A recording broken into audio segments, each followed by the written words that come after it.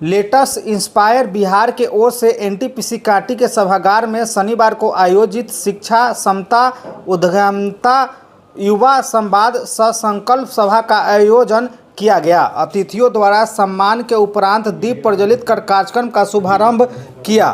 Team के प्रखंड प्रभारी राज रोशन ने युवा संवाद कार्यक्रम से जुड़े मुख्य बातों को विस्तार पूर्वक रखा। संबोधन में आईपीएस विकास वैभव ने कहा कि शिक्षा व रोजगार के लिए किसी बिहारी को बाहर नहीं जाना पड़े, इसके लिए बिहार के माहौल में परिवर्तन की आवश्यकता है। युवाओं को नए स्टार्टअप से जुड़ने की ज़रूरत है। 2028 तक हरेक जिले में 5 स्टार्टअप से कम 100 लोगों को रोजगार से जोड़ने का लक्ष्य है। 2047 तक अगर बिहार के विकसित नहीं हुआ तो देश भी विकसित राष्ट्र नहीं हो सकेगा।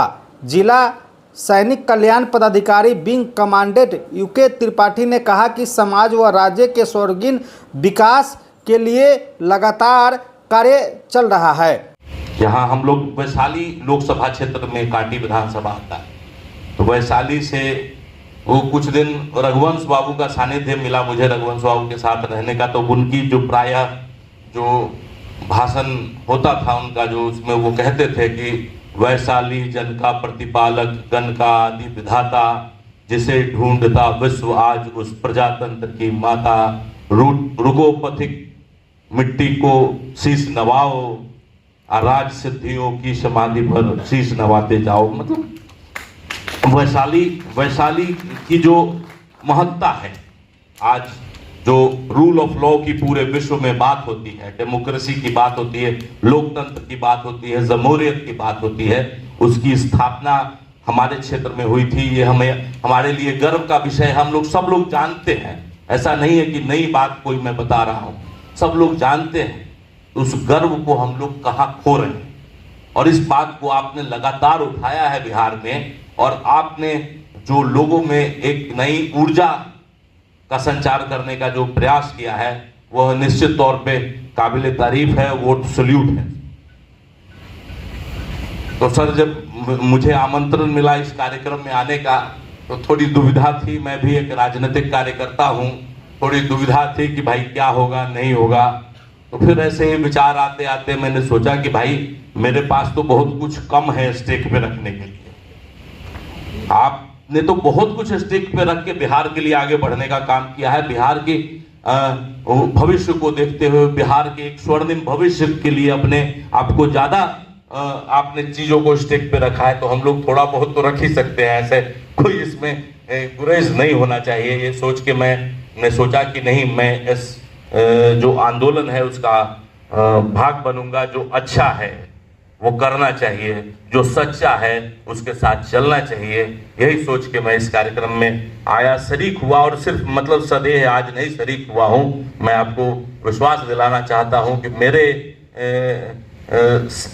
मैं जिस हैसियत में हूँ उसमें जरूर इस आंदोलन में, इस मुहिम में अपनी रोल को निभाने का 100% प्रयास करूँगा। कि हम तमाम काठी के युवा, हम लोग को विशेष तौर से रोशन जी, चंदन जी इनवाइट किए, लेकिन कार्यक्रम के बारे में पता नहीं था कि कार्यक्रम का रूपरेखा क्या है, कार्यक्रम क्या है। नहीं तो आपके स्वागत में 1000 नौजवान यहाँ पर खड़े रहते और काठी का एक युवा विकास वैभव के सर का नाम लेते हुए यहाँ पर खड़ा रहता आपके स्वागत में। लेट्स इंस्पायर बिहार अभियान में आज हम लोग बिहार के सभी लोगों को जाति, संप्रदाय, लिंग भेद, विचारधाराओं के मतभेदों से ऊपर उठ के इसलिए जोड़ रहे हैं ताकि एक विकसित भारत में 2047 तक विकसित बिहार बन सके।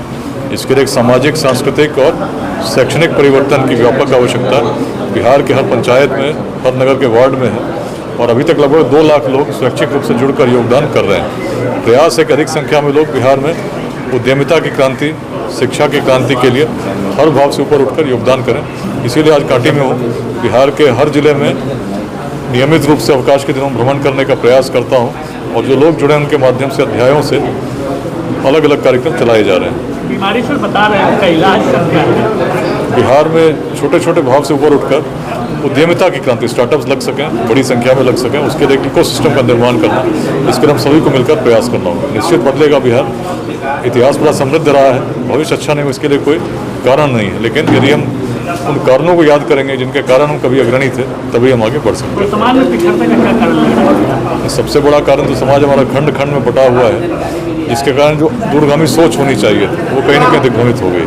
तो हम आपस में संघर्ष कर रहे हैं, आगे क्या लक्ष्य है, आगे क्या समस्या है, उसका समाधान कैसे करें, इसके लिए हम चिंतन नहीं करें। पॉलिटिकल पार्टियां भी सर कहीं ना कहीं पलायन की बात करती है, प्रमुख चाहती भी वही सोच है, पलायन रोकनी चाहिए, शिक्षा का गुणवत्ता देखिए, समाज के हर वर्ग को प्रयास करना चाहिए। केवल राजनीतिक परिवर्तन से जब तक समाज में बड़ा परिवर्तन नहीं हो, तो जो लक्ष्य हमारा उसको पूरा नहीं कर पाए। तो समाज जब तक नहीं बदलेगा तो सत्ताएं बदलेंगे, व्यवस्था नहीं बदलेगी। तो इसके लिए सबको सजग होना है, सचेत होना है और प्रयास भी करना है। व्यवस्था परिवर्तन होनी चाहिए। निश्चित। सब्सक्राइब करें हमारा चैनल प्रकाश न्यूज़ लाइव और दबाए बेल आइकन हमारे खबर सबसे पहले देखने के लिए।